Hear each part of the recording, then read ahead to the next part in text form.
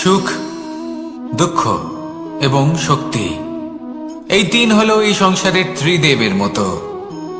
আমাদের জীবনে যা কিছু ঘটছে এই তিনটির ভিত্তির উপরেই হচ্ছে। আসলে এই সংসারের একটা নিয়ম আছে, যখনই আপনি কিছু লাভ করেন এই সংসার আপনার পরীক্ষা নেয়। এটা জানার জন্য আপনার পরীক্ষা নেয় যে আপনি যা কিছুই লাভ করেছেন আপনি কি আদৌ সেটার যোগ্য কিনা। ঠিক সেইভাবেই এই সুখ, দুঃখ এবং শক্তি আপনার পরীক্ষা নিয়ে থাকে। যখন সুখ আসে তখন সে আপনার পরীক্ষা নেয় যে আপনার মধ্যে অহংবোধ জাগ্রত হয়নি তো। যদি অহংবোধ চলে আসে তাহলে সুখ সেখানেই সঙ্গ ত্যাগ করে। দুঃখ আপনার ধৈর্যের পরীক্ষা নিতে থাকে, আর যদি আপনার মধ্যে ধৈর্য না থাকে তাহলে এটা আপনাকে আরো বেশি দুঃখের গভীর অন্ধকারে ঠেলে দেবে। সেখানে শক্তি পরীক্ষা নেয় আপনার বিনম্রতার। যদি আপনি বিনম্র না হন তাহলে হয় এই শক্তি আপনার সঙ্গ ত্যাগ করবে, নয় এই শক্তি বিনম্রতার অভাবে আপনার পতনের কারণ হতে পারে। এই সংসারে যে কোনো ব্যক্তি যিনি এই পরীক্ষায় উত্তীর্ণ হয়ে থাকেন এই জীবনে তিনি সাফল্য লাভ করেন। আসুন আমার সাথে ভালোবেসে বলুন, রাধা রাধা। মানুষের জীবনে উন্নতি লাভ করার জন্য তিনটি স্তম্ভের প্রয়োজন হয়। প্রথম স্তম্ভ শিক্ষা। এই শিক্ষা আমাদের জ্ঞান প্রদান করে। দ্বিতীয় স্তম্ভ ব্যবসা, যার দ্বারা আমরা ধন উপার্জন করি। তৃতীয় স্তম্ভ হলো আমাদের ঈশ্বর, আমাদের ইষ্ট। এনার সাথে যদি আমরা জুড়ে থাকতে পারি তাহলে এমন একটা মানসিক বল আপনি লাভ করবেন যেটা এই সংসারে আর কোথাও পাওয়া সম্ভব নয়। কিন্তু মানুষ অনেক সময় জীবনে এই তিনটি স্তম্ভ লাভ করা সত্ত্বেও সামনে অগ্রসর হতে পারেন না। তখনও জীবনে কঠিন পরিস্থিতি আসতেই থাকে। এমনটা ঠিক কেন হয়? কারণ সে জীবনে এই তিনটি স্তম্ভ লাভ করে নেয়, জীবনে প্রয়োগও করে, কিন্তু তার ভিতের কথা সে ভুলেই যায়। যেমন প্রথম স্তম্ভ অর্থাৎ শিক্ষা। এই শিক্ষার আধার হলো শুভ চেতনা। যদি অন্তরে শুভ চেতনা না থাকে তাহলে এই শিক্ষার কোনো গুরুত্ব থাকে না। দ্বিতীয় স্তম্ভ ব্যবসা। পরিশ্রম করে উপার্জন করতে হবে এই কথাটা আমরা সবাই জানি এবং সবাই চেষ্টাও করি, কিন্তু ব্যবসা করতে করতে আমরা এটা ভুলে যাই আমাদের ব্যবহার কেমন হয়ে পড়েছে। এই ব্যবহার যদি শুভ হয় তাহলে আমাদের উপার্জন আস্তে আস্তে একটা স্থির জায়গায় এসে পৌঁছবে। এবং তৃতীয় স্তম্ভ আমাদের ভগবান। যদি ওনার স্মরণে আপনি যেতে চান তাহলে তার পূর্বে নিজের মা বাবাকে সেবা করুন, তাদের যত্ন করুন, তাদেরকে ভালোবাসুন, কারণ ওনারাই হলেন এই সংসারে আপনার সব থেকে বড় ইষ্ট। তাহলে তিন স্তম্ভের সাথে সাথে তাদের আধারকেও নিজের জীবনে প্রাধান্য দিন। কোনো সমস্যা আসবে না, জীবনে একের পর এক উন্নতি করবেন এবং এই মন প্রসন্ন হয়ে বলবে, রাধা রাধা। আমাদের জীবনে আমরা যখনই এমন কোনো মানুষের সাথে পরিচিত হই যে বয়সে, পদে এবং আর্থিক দিক থেকে আমাদের থেকে পিছিয়ে, তখন আমরা সবাই খুব হীন নজরে তাদের দিকে দেখি। মনেই করি না যে সেই ব্যক্তির নিজস্ব একটা অস্তিত্ব রয়েছে, তার নিজেরও একটা মাহাত্ম্য রয়েছে। আমাদের মনেই হয় না যে আমাদের সামনে দাঁড়িয়ে থাকার যোগ্যতা আছে তাদের। চলুন আপনাকে একটা প্রশ্ন করি, শূন্যের নিজস্ব মূল্য কোথায়? আপনি বলবেন কিছুই না। শূন্যের আবার নিজস্ব মূল্য কোথায়? কিন্তু যখন এই শূন্যই কোনো সংখ্যার সাথে এসে যুক্ত হয়ে যায়, কোনো অঙ্কের সাথে এসে যুক্ত হয়ে যায়, তখন তার মূল্য অনেক গুণ বৃদ্ধি পায়। অর্থাৎ এই শূন্যের মূল্য অবশ্যই আছে। আর আমাদের জীবনেও এমন কিছু ব্যক্তি থাকেন তাদের দেখে মনে হয় যে এদের কোনো মূল্যই নেই, কিন্তু যখন এই ব্যক্তি কারোর সাথে এসে জুড়ে যান তখন তার মূল্য সেই ব্যক্তির বৃদ্ধি ঘটায়। এই সংসারে এমন কোনো ব্যক্তি নেই যার কোনো মূল্য নেই। যদি আমরা ধনুকের কথা বলি তাহলে তার জন্য একটি দড়ির প্রয়োজন হয় যেটি প্রত্যঞ্চা হিসেবে ব্যবহৃত হয়। যদি এই প্রত্যঞ্চা না থাকে তাহলে ধনুকের কোনো মূল্যই থাকে না। যদি প্রত্যঞ্চা না থাকে তাহলে ধনুকের অস্তিত্ব অসম্পূর্ণ থেকে যায়। এই সংসারে যে কোনো ব্যক্তি হোক বা যে কোনো বস্তু হোক, প্রত্যেকের নিজস্ব একটি মূল্য আছে। তার সম্মান করুন, সামনে অগ্রসর হন, আর আমার সাথে ভালোবেসে বলুন, রাধা রাধা।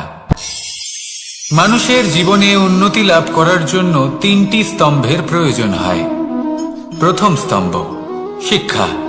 এই শিক্ষা আমাদের জ্ঞান প্রদান করে।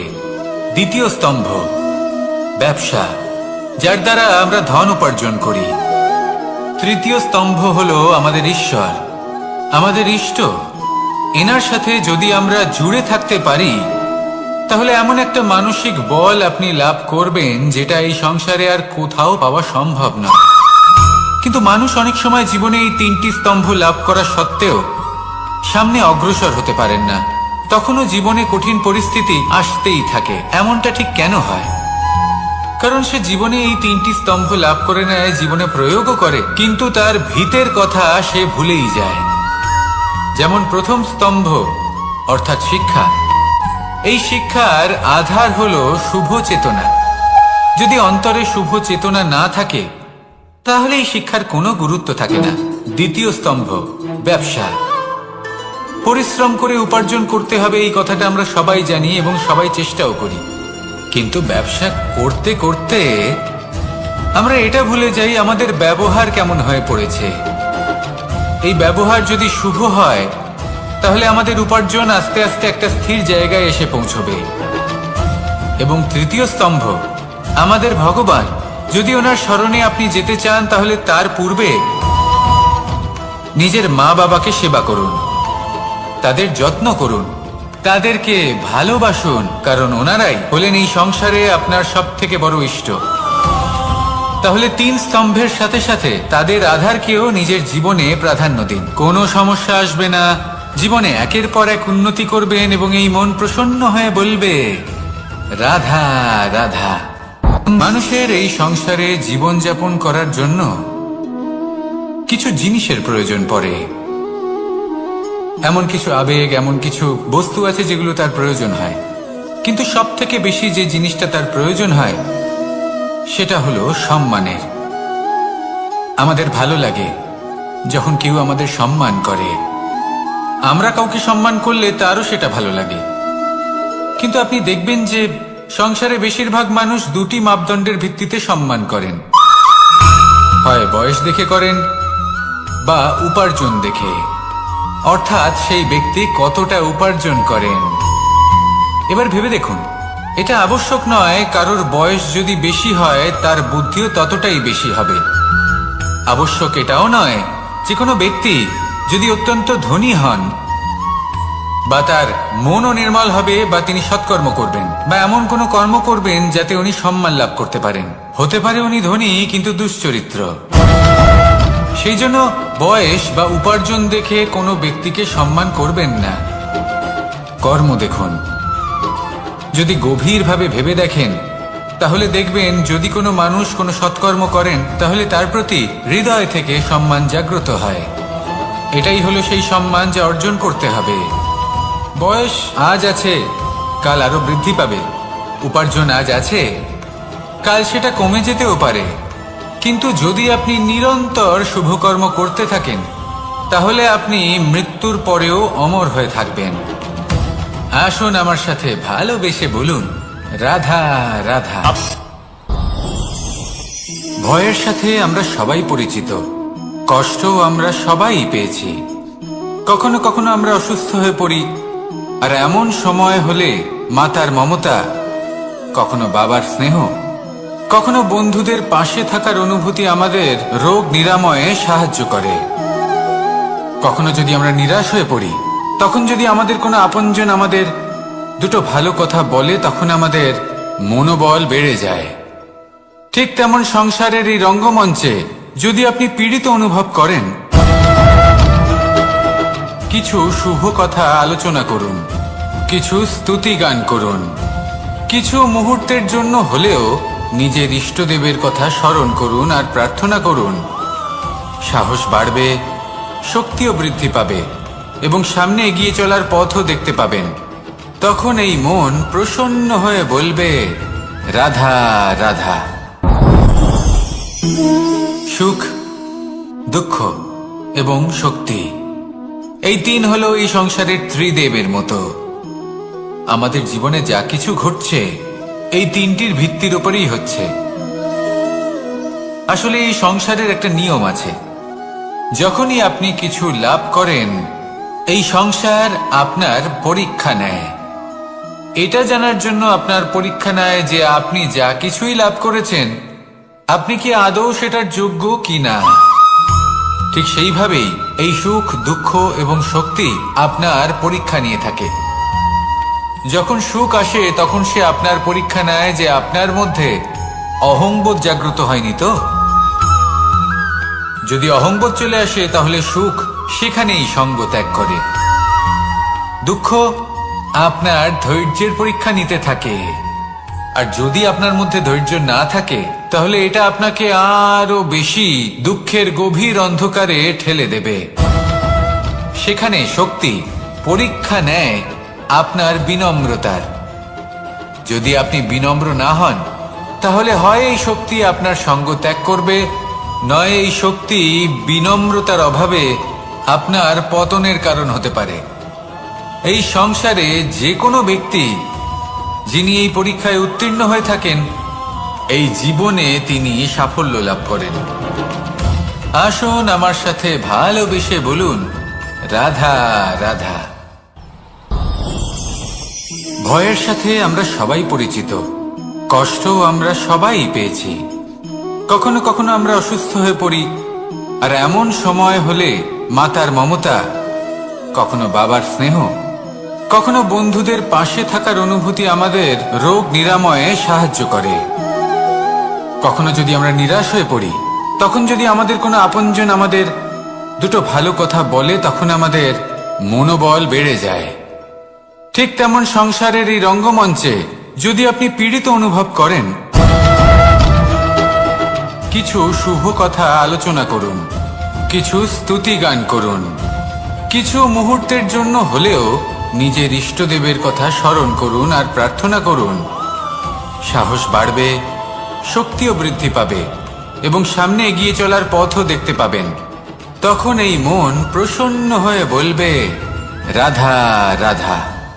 এই সংসারে কখনো কোনো ব্যক্তিকে তার বাইরের পোশাক দেখে বিচার করার চেষ্টা করবেন না, এটা খুব বড় ভুল করবেন।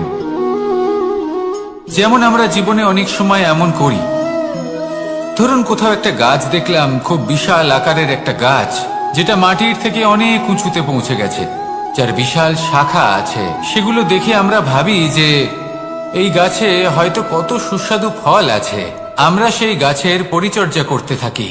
আবার অন্যদিকে হলো একটি তৃণ যেটা মাটি থেকে কিছুটা উঁচুতে পৌঁছেছে, কিন্তু সেই তৃণর নিচে, মাটির নিচে অত্যন্ত সুস্বাদু ফল বা সবজি জন্ম নেয়, যা আমাদের স্বাস্থ্যের পক্ষে অত্যন্ত উপকারী। সেই জন্য কখনো আবরণ দেখে কাউকে বিচার করতে চেষ্টা করবেন না। তার বদলে এটা বোঝার চেষ্টা করুন যে আপনার সামনে যে ব্যক্তি আছে বা বস্তু আছে তার বিশেষত্ব কি। যদি এই বিশেষত্ব বোঝার ক্ষমতা আপনি অর্জন করেন, যদি এই শিল্প আপনি নিজের ভেতরে জাগ্রত করেন, তাহলে এই সংসারে বিশেষত্ব কি সেটা আপনি জানতে পারবেন। আর এই সমস্ত খেলা দৃষ্টি থেকে নয়, দৃষ্টিভঙ্গি থেকে জন্ম নেয়। দৃষ্টিভঙ্গি সবসময় শুভ রাখুন আর আমার সাথে ভালোবেসে বলুন, রাধা রাধা। যখন আমরা কোনো বনে প্রবেশ করি তখন এই সবুজ ঘাস দেখে, এই কোমল ঘাস দেখে আমাদের মন প্রফুল্ল হয়ে ওঠে। ভিন্ন ভিন্ন প্রজাতির ফুল, ভিন্ন ভিন্ন রঙের ফুল দেখে এই মন আনন্দে ভরে ওঠে। এখানে শিশুরা আনন্দ লাভ করে, বড়রা ভোজন গ্রহণ করেন, কথাবার্তা বলেন, হাঁটাহাঁটি করে বেড়ান। এবার ভেবে দেখুন, যখন এই উপবনের নির্মাণ হয়েছিল সেই সময় যদি এই মাটিকে সঠিকভাবে খনন না করা হতো, যদি তাতে সঠিকভাবে বীজ রোপণ না করা হতো, যদি কোনো সংঘর্ষ না হতো, পরিশ্রম না করা হতো, যদি চলতে চলতে পায়ে কাঁটা না বিঁধে যেত, তাহলে এই সুন্দর বন দেখে আমরা কি এই আনন্দ লাভ করতে পারতাম? কখনোই নয়। ধরুন কোনো নদীর তটে সুন্দর একটি বন আছে, সেই বনের আনন্দ লাভ করতে গেলে আপনাকে সেই নদী পার করতেই হবে। যদি সুখের নদীর কাছে পৌঁছতে চান তাহলে তটে যে কাঁটা রয়েছে সেগুলোর সাথে সংঘর্ষ করতেই হবে। এই সংসারে যদি আপনি সুখ লাভ করতে চান তাহলে সুখ লাভের এই যাত্রা শুরু করতে হবে সংঘর্ষ দ্বারা। তাহলে সংঘর্ষকে স্বাগত জানান, এর পেছনেই সুখ রয়েছে যা আপনার জন্য অপেক্ষা করছে। এবার হাসুন আর আমার সাথে ভালোবেসে বলুন, রাধা রাধা। মানুষ সুখী জীবনযাপনের প্রতি এতটাই অভ্যস্ত হয়ে পড়ে যে একটা ছোট্ট সমস্যা এলেই সে সবার থেকে সাহায্য চাইতে শুরু করে দেয়। সে সাহায্য লাভও করে এবং সেই সংকট থেকে সে বেরিয়েও আসে। কিন্তু এই সাহায্য কিছু মুহূর্তের, আর কিছু মুহূর্তের হলো এই দুঃখ। এই দুই মুহূর্তের সাহায্যের জন্য আজীবন আপনি তার কাছে ঋণী হয়ে থাকেন। আর মানবিকতার খাতিরে আপনার মনে কৃতজ্ঞতা জেগে ওঠে, আর সেই কৃতজ্ঞতা বোধ হলো যে আপনি কখনো সেই ব্যক্তিকে ছাপিয়ে যেতেই পারবেন না। সেই জন্য জীবনে সবসময় চেষ্টা করবেন নিজেকে প্রস্তুত রাখতে সেই সব সমস্যার জন্য, সেই সব বাধার জন্য যেগুলো আপনার জীবনে আসতে পারে। ততক্ষণ সাহায্য চাইবেন না যতক্ষণ না অন্য কোনো পথ না থাকছে। সাহায্য চাওয়া অনুচিত নয়, কিন্তু সাহায্য চাইলে এবং সাহায্য পেলে আপনি আজীবন কৃতজ্ঞ এবং ঋণী হয়ে থাকবেন। আর তারপর একদিন আপনি পরিবর্তন দেখতে পাবেন যে কিভাবে আপনি ছোট ছোট সমস্যার জন্য সাহায্য না চেয়ে বড় বড় সমস্যার সম্মুখীন হতে প্রস্তুত হয়ে গেছেন। এটাই হলো সংসারের নীতি। এটাই পালন করুন আর আমার সাথে ভালোবেসে বলুন, রাধা রাধা। আপনি কখনো কাউকে পর্বতে আরোহণ করতে দেখেছেন? বা আপনি কখনো নিজে কোনো পর্বতে আরোহণ করেছেন? করে থাকলে আপনি এই বিষয়ে অবশ্যই জানবেন যে যখন আমরা শিখরের দিকে এগোই, ওপরের দিকে এগিয়ে চলি, তখন আমাদের একটু ঝুঁকে পথ চলতে হয়। তখনই আমরা সেই পর্বত আরোহণ করতে পারি। কিন্তু যে ব্যক্তি নিচের দিকে ফিরে আসছেন তিনি কিন্তু ঝুঁকে চলেন না, তিনি দৃঢ়ভাবে সোজা হয়ে নিচে নামেন। এই ভারসাম্য বজায় রাখার এই খেলাতে সংসারের একটা সার লুকিয়ে রয়েছে। যদি আপনিও জীবনে উঁচুতে উঠতে চান, শিখরে পৌঁছতে চান, তাহলে আপনাকেও নত হয়ে বিনম্র হয়ে সামনে এগোতে হবে। সেখানে যদি আপনি বুক চিতিয়ে উদ্ধতভাবে অহংকার বোধ নিয়ে চলতে থাকেন, সেখান থেকেই আপনাকে নিচে নামতে হবে। কোনো ব্যক্তি তার বিনম্র স্বভাব দেখেই বোঝা যায় যে সেই ব্যক্তি সাফল্যের শিখর দেশে আরোহণ করছে নাকি নিচে তথা খাদের দিকে যাত্রা করছে। তাই সবসময় বিনম্র থাকুন, শ্রেষ্ঠ কর্ম করুন, পরিশ্রম করুন আর আমার সাথে ভালোবেসে বলুন, রাধা রাধা। মানুষের জীবনে স্বচ্ছতার একটা আলাদা গুরুত্ব আছে। যদি আপনি নিজেকে স্বচ্ছ রাখেন তাহলে আপনার নিজেরও ভালো লাগবে, সামনের ব্যক্তিরও ভালো লাগবে, একটা অন্যরকম প্রভাব পড়বে। কিন্তু একজন শ্রেষ্ঠ ব্যক্তি কিভাবে হয়ে ওঠা সম্ভব? যার মধ্যে গুণ আছে, শিক্ষা আছে, শুভ চেতনা আছে, যিনি সৎকর্ম করেন। কিভাবে হব সেই ব্যক্তি যার মধ্যে জ্ঞান আছে? শুধুমাত্র স্বচ্ছ থাকলে তো তা হওয়া সম্ভব নয়। প্রথমে আপনাকে বুঝতে হবে যে মানুষের মধ্যে চারটি মূল তত্ত্ব আছে। প্রথম হলো তার শরীর, যার দ্বারা উনি যে কোনো কর্ম করে থাকেন। দ্বিতীয় তত্ত্ব হলো তার মন, যার দ্বারা কোনো কর্ম করার জন্য সে নিজেকে প্রেরণা দিতে থাকে।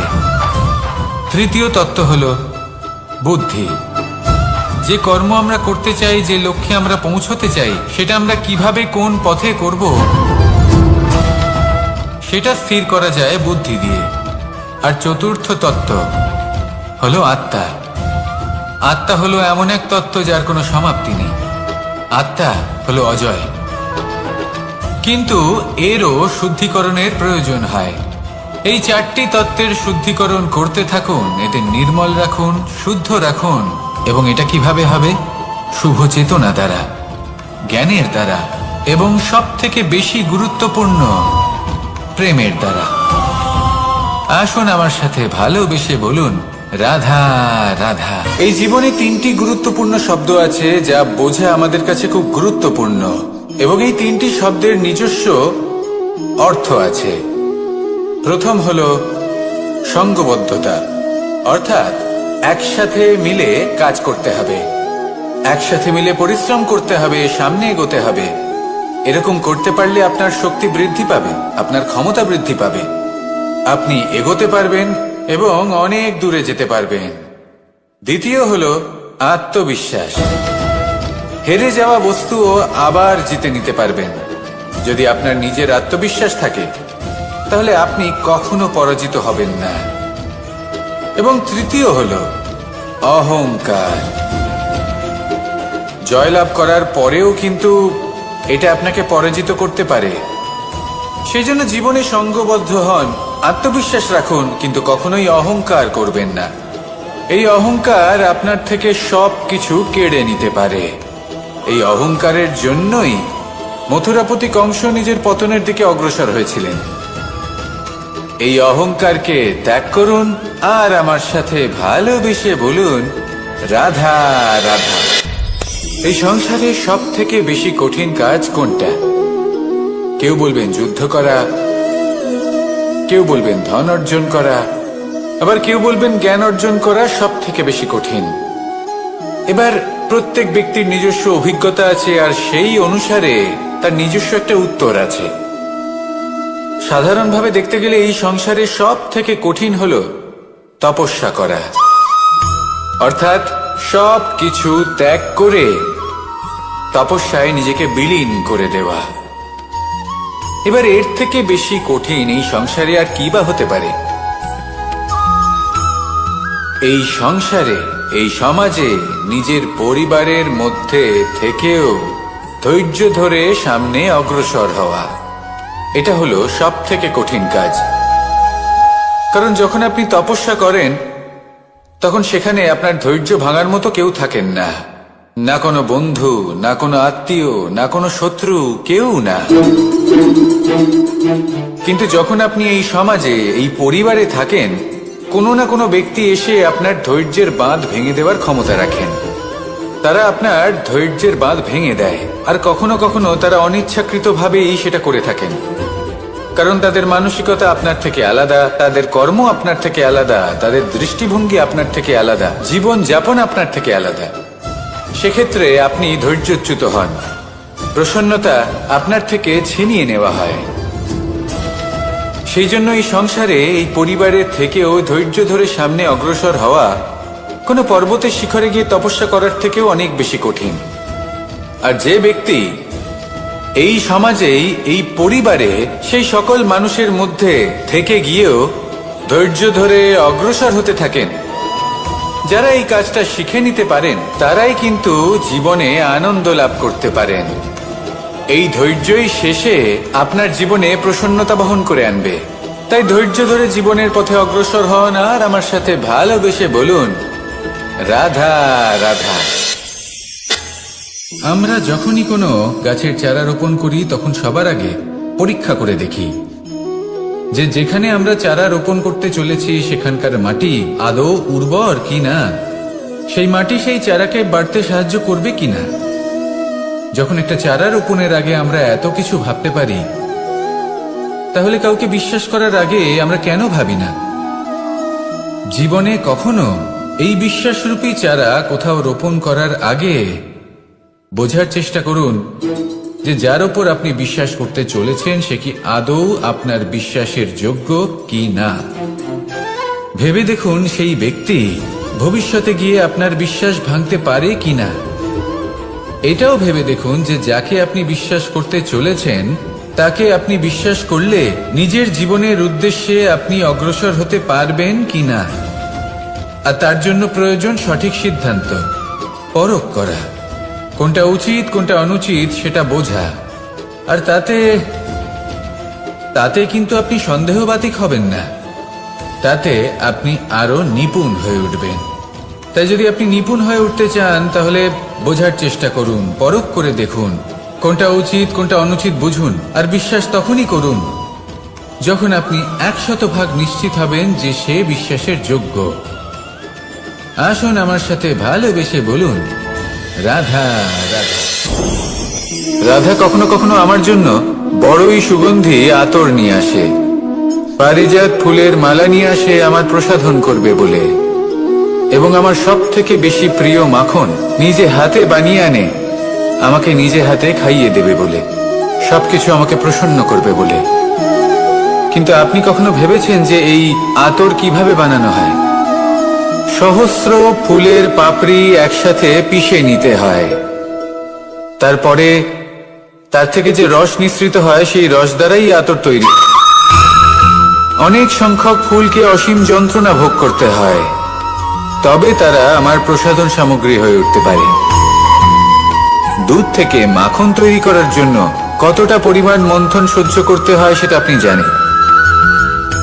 ঠিক সেই রকমই হলো আমাদের জীবনও। বিপদও আসে, কঠিন পরিস্থিতিও আসে, এর সম্মুখীন হতে শিখুন। মনে রাখবেন, আপনি হলেন সেই দুধ যাকে মন্থন সহ্য করতে হবে মাখন হয়ে ওঠার জন্য। মনে রাখবেন, আপনি হলেন সেই ফুলের মতন যাদের পিষ্ট হতে হবে সুগন্ধি আতর হয়ে ওঠার জন্য, যাকে এই সংসার পছন্দ করে।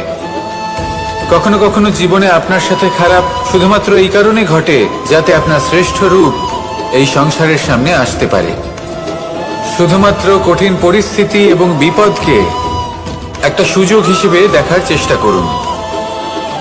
আপনার জন্য এই সংসার বদলে যাবে, সংসারকে দেখার দৃষ্টিভঙ্গি পাল্টে যাবে, আপনার ভাগ্য পাল্টে যাবে, আর এই মন প্রসন্ন হয়ে বলবে, রাধা রাধা। পাশা নামক এই খেলাটি আপনারা নিশ্চয়ই খেলেছেন, না খেলে থাকলে দেখেছেন, আর যদি দেখেও না থাকেন তাহলে নিশ্চিত রূপে শুনেছেন। মহাভারতের এই মহাযুদ্ধ কোথাও না কোথাও এই পাশা নামক খেলার কারণে হয়েছিল। পাশার এই বিচিত্র খেলা, দান, এইসবের কারণে কেউ নিজের মাথায় রাজ মুকুট পরিধান করেছিলেন, আবার সেখানে পরাজিত হওয়ার জন্য কাউকে বনবাসও ভোগ করতে হয়েছিল। কিন্তু এই খেলা সমাপ্ত হওয়ার পরে সমস্ত ঘুঁটি আর এই পাশার ছক একই পুটলিতে স্থান পেল। এটাই হলো আমাদের জীবন। এই সংসারে আমরা জয় পরাজয়ের বিষয়ে এতটাই ভাবি, এত চিন্তা করি যে এই জীবনের খেলার আনন্দটাই উপভোগ করতে পারি না। আর অবশেষে কি হয়? কেউ জয়ী হন, কেউ পরাজিত হন, কিন্তু দুজনেই একই স্থানে পৌঁছে যান। প্রত্যেক ব্যক্তি মৃত্যুর পরে একটি নির্দিষ্ট স্থানেই পৌঁছতে বাধ্য, কিন্তু ততক্ষণ এই জীবন, এই খেলা, তার আনন্দ উপভোগ করুন। এই সংসারে সেই ব্যক্তি শ্রেষ্ঠ স্থানে পৌঁছতে পেরেছেন যিনি এই সংসারকে প্রকাশ প্রদান করেছেন, যিনি কখনো জয় পরাজয় এ বিষয়ে ভাবেননি, শুধু এই জীবনের খেলার আনন্দ উপভোগ করেছেন। এটাই আপনিও করুন, আর আমার সাথে ভালোবেসে বলুন, রাধা রাধা। প্রত্যেক মানুষ নিজের জীবনে দুঃখ অনুভব করেন। প্রত্যেকের দুঃখ আলাদা হতে পারে। কারোর মনে এই দুঃখ থাকে যে সে তার বাবা মায়ের সব ইচ্ছে পূরণ করতে পারেননি। কেউ এটা ভেবে দুঃখ পান যে সে চিরকাল সদাচার করেছেন, সৎকর্ম করেছেন, কিন্তু তাও তাকে দুরাচারী বলে মনে করা হয়। কেউ এটা ভেবেও দুঃখ পান যে তার সামনে যে ব্যক্তি রয়েছেন তার চোখে তিনি শত্রু হয়ে উঠেছেন বা দুষ্ট হয়ে উঠেছেন, যেখানে তিনি হয়তো কোনো অনুচিত কাজই করেননি। এবার এই সমস্ত বিষয় নিয়ে ভেবে নিজের ব্যক্তিত্ব নিয়ে সন্দেহ প্রকাশ করবেন না। যদি নিজের ব্যক্তিত্ব নিয়ে কোনো সন্দেহ থেকে থাকে তাহলে কর্ম সংক্রান্ত প্রশ্ন করুন যে আপনি যা করেছেন তাতে কি উচিত ছিল, কি অনুচিত ছিল। যেটা প্রয়োজন সেটা এটা বোঝার যে আপনার অন্তর্মন, আপনার বিবেক আপনাকে কি বলছে, আর আপনার অন্তর্মন আর আপনার বিবেক আপনাকে যেটা করতে বলবে শুধু সেটাই করুন। আর তারপরে এই সংসার কি বলবে, কি ভাববে সেসব নিয়ে ভাবতে যাবেন না, কারণ এই সংসার তো ঈশ্বরকেও প্রশ্ন করে থাকে, ঈশ্বরকেও দোষী মনে করে। কখনো কখনো যখন কোনো ঘটনা মানুষের ইচ্ছা অনুযায়ী ঘটে না, তখন মানুষ এটা বলে যে হে ঈশ্বর, আপনি আমার পাশে থাকলেন না, আপনি বড়ই কঠোর, এটা আপনার দোষ। যেখানে বেশিরভাগ সময় হয়তো সে নিজেই নিজের কর্মফল ভোগ করছে, আর কখনো কখনো ঈশ্বর হয়তো তার জন্য আরো ভালো কোনো পরিকল্পনা করে রেখেছেন, কিন্তু মানুষ সেটা বুঝতে পারে না। তাই দিনের শেষে যেটা প্রয়োজন সেটা হলো নিজের মনের কথা বুঝতে হবে। আপনার বিবেক কি বলছে শুধু সেটাই করুন, আর সামনে এগোতে থাকুন। আমার সাথে ভালোবেসে বলুন, রাধা রাধা। পরিবর্তন, এটা হলো সৃষ্টির অমূল্য নিয়ম। এই সংসারে সবকিছু সময়ান্তরে পরিবর্তিত হয়, এই সময়ও পরিবর্তিত হয়। পরিবর্তন চিরকাল হয়ে এসেছে আর চিরকাল হতে থাকবে, কিন্তু এবার আমরা সেই পরিবর্তন কিভাবে লাভ করব যেটা আমাদের প্রয়োজন, যেটা আমরা চাই। আমরা জীবনে বিকাশ চাই। এই বিকাশ কিভাবে লাভ করতে পারি? এই প্রকৃতি কিন্তু আমাদের অত্যন্ত উত্তম উদাহরণ দিয়ে বুঝিয়েছে। একটি বিন্দুর উদাহরণ দিয়েছে যা ভবিষ্যতে একটা বিশাল নদীর আকার ধারণ করে। এটা কিভাবে হয়? মেঘ থেকে একটি বিন্দু ঝরে পড়ে সেই পর্বতের ওপর যেখানে হিম আছে।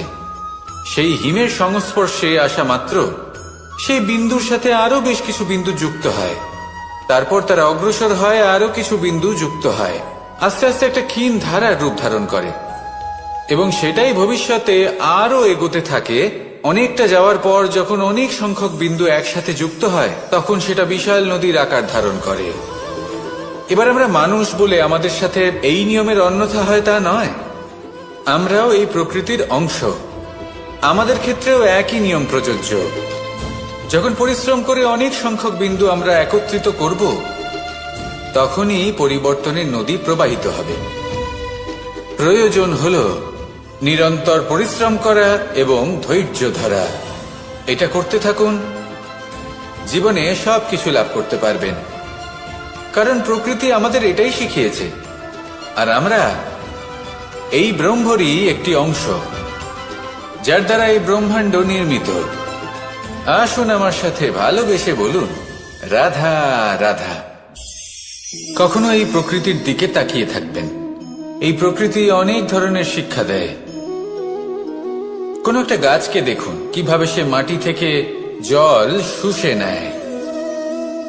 সে ঝড় হোক বা হোক কড়া রোদ, সব সহ্য করে এবং অবশেষে সে ফল ধারণ করে।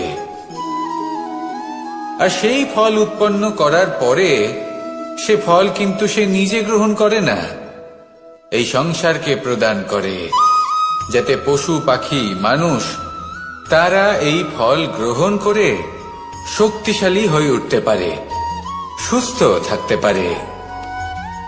সেভাবেই নদী, সরোবর এরা নিজেরাও কিন্তু নিজেদের জল গ্রহণ করে না, মাটিকে প্রদান করে, পশু পাখিকে প্রদান করে।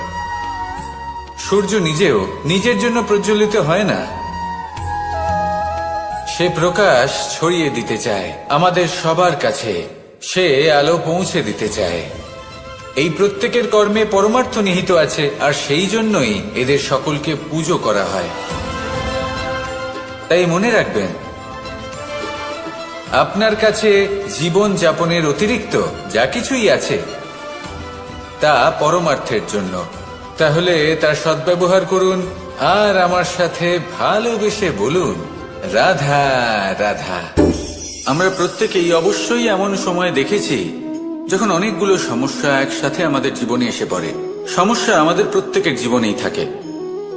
আমরা তার সমাধান খুঁজতে চেষ্টা করি, কখনো সমাধান খুঁজে পাই, আবার কখনো যতই চেষ্টা করি না কেন কোনো সমাধান খুঁজেই পাই না। আর যখন এটা হয় তখন মানুষ অত্যন্ত বিচলিত হয়ে পড়েন। নিজের আত্মীয় স্বজন, নিজের বন্ধু বা সংসার, এদের ওপরে এই দোষ চাপিয়ে দেন যে এদের জন্যই এই সমস্যা এসেছে।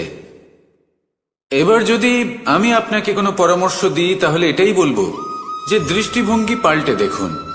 এই দৃষ্টিভঙ্গি দিয়ে দেখুন যে এই সংসারে যে সমস্যাই আসুক না কেন তার জন্য কেউ দোষী নয়, না আপনি না অন্য কেউ। এই পুরো খেলাটাই আপনার মানসিকতা, আপনার দৃষ্টিভঙ্গি, আপনার মনের। কিভাবে বোঝাচ্ছি? যখন আমাদের মন শক্ত থাকে তখন কঠিন থেকে কঠিনতর পরিস্থিতিও আমাদের জীবনে খুব বেশি হলে প্রতিস্পর্ধা হয়ে থেকে যায়। সেখানে যদি আমাদের মন দুর্বল থাকে, তখন অল্প কঠিন পরিস্থিতিও আমাদের কাছে খুব বড় সমস্যা হয়ে যায়, তাই না? একটা শক্ত মন কঠিন পরিস্থিতিকে প্রতিস্পর্ধা হিসেবে দেখে আর তার মধ্যে ওটা সুযোগ খুঁজে নেয়। আমাদের শুধু এটাই করতে হবে। এই সংসারে অন্য কাউকে দোষী মনে করলে আপনার সমস্যা দূর হয়ে যাবে না। সেই জন্য এই সংসারকে দোষ দেওয়ার বদলে এই সমস্যার মূলে চলে যান, সেটাকে বুঝুন, নিজের এই মনকে শক্ত করে তুলুন। যদি আপনার মন শক্তিশালী হয়, তাহলে এই সংসারে অনেক বড় বড় কঠিন থেকে কঠিনতর পরিস্থিতিও যদি আসে, আপনার জীবনে যতই বড় বড় সমস্যা আসুক না কেন, আপনার লক্ষ্য লাভে বাধা দিতে পারবে না। আসুন আমার সাথে ভালোবেসে বলুন, রাধা রাধা।